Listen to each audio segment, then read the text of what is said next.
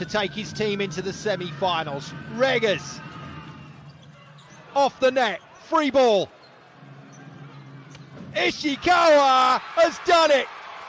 Milano have done it. And we wait, I'm sure, a video check. But it looks like Milano are through. And Yuki Ishikawa just double checking with his captain. Was he legal? Was he legal? Did he touch the attack line? He didn't.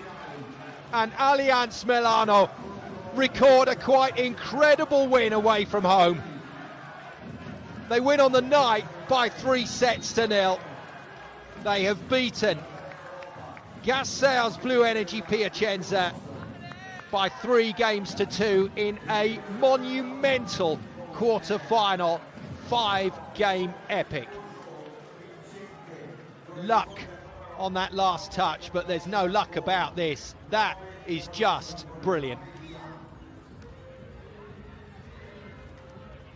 Ishikawa nails his 18th point of the match.